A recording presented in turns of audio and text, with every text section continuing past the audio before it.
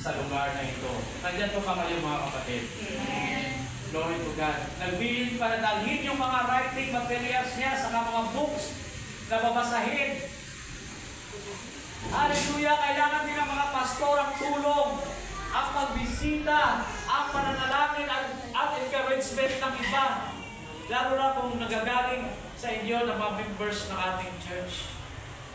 May mga discouragements kay Paul na nakapanghihina sa kanya tulad din ng Dimas na iniwan siya. Marami pong discouragements din po sa amin ng mga pastor. Iniiwan din kami ng mga mahal namin sa buhay. Iniiwan din kami ng mga kaibigan namin.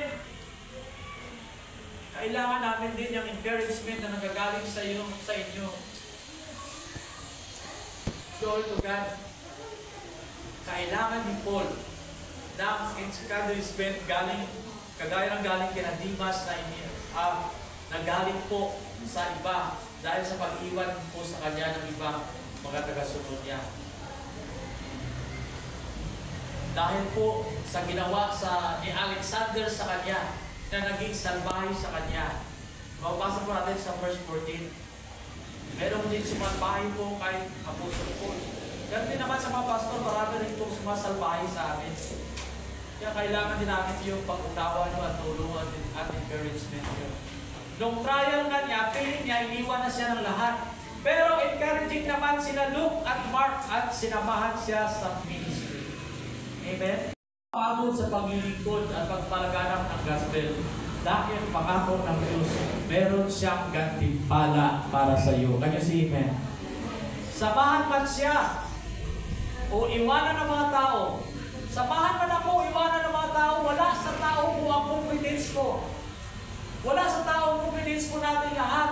Ang Diyos ang magpapalakas sa akin. Ang Diyos ang magpapalakas sa inyo. Tulad po ng sabi niya kay Timothy sa chapter 2 verse 1. Ganun po ang experience niya. Ganun din po ang experience ko sa ngayon.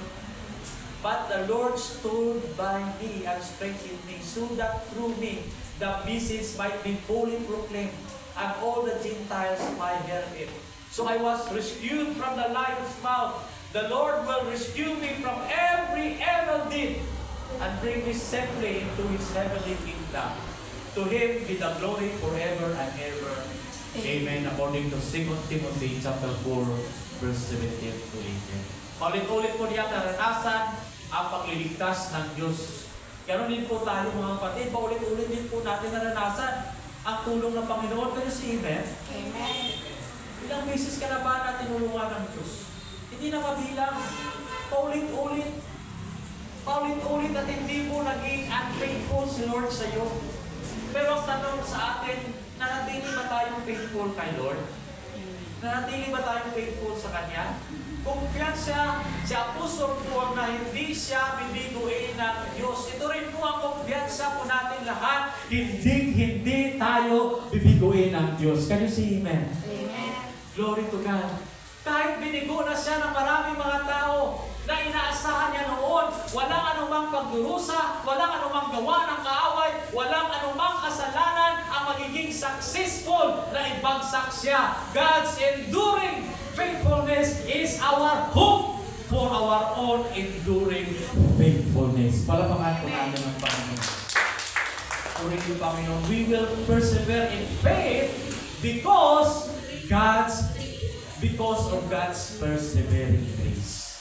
As a conclusion mga kapatid, God's enduring faithfulness is our hope for our own enduring faithfulness. We will persevere in faith because of God's persevering grace. Sabi niya sa 2 Timothy chapter 1 verse 1 at verse 10, baka natiyak tayo na makakatapos sa paglalakbay at pagtatagumpay sa paglaban dahil na sa atin na ang pangakong buhay na walang hanggan sa pamagitan ni Kristo.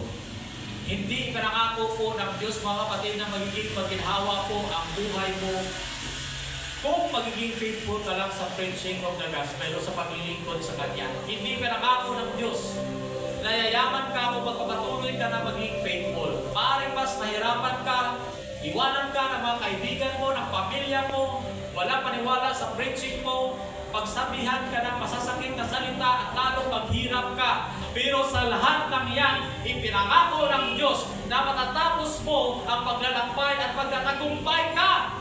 sa pagkikipaglaban dahil nasa atin na ang pinangakong buhay na walang hanggan sa pamagitan ng ating Panginoong Jesucristo. Tapat ang Diyos, dakila katapatan ng Diyos, kaya naman tiyak na magpapatuloy tayo, magpapatuloy ang katapatan natin sa Kanya. Kaya si Amen. Palapakan po natin ang Panginoon. Maraming salamat sa mensahe mo sa akin. Napaka-timely ng mensahe mo, Diyos. Alam namin, Panginoon, napakaraming mga sagabal, napakaraming mga pagtitiis, napakaraming mga challenges, napakaraming mga struggles na dumarating sa buhay namin na maaaring maging dahilan para kami ay matakot. Maaaring maging dahilan para kami tuway ang panghinaan ng loob at mag-discourage. Ngunit salamat sa mga pangako mo na kailanman ay tapat ka, Panginoon, sa bawat isa sa amin. Kahit ilang bisis man kami, Panginoon, na nagiging unfaithful sa iyo. Tapat ka, O Diyos, upang gawin ang anumang magandang plano mo sa buhay namin. Kaya, Panginoon, patuloy kami na magtitiwala sa iyo. Patuloy po kami, O Diyos, na magbibigay ng pupukuri at maglingkod sa iyo ng tapat. Ikaw ang isang tunay na ikataas namin sa aming mga buhay sa pangalan ng aming Panginoong Jesus. Amen. Amen. Sa ibang kapatid, dadako tayo sa isang gawain po natin.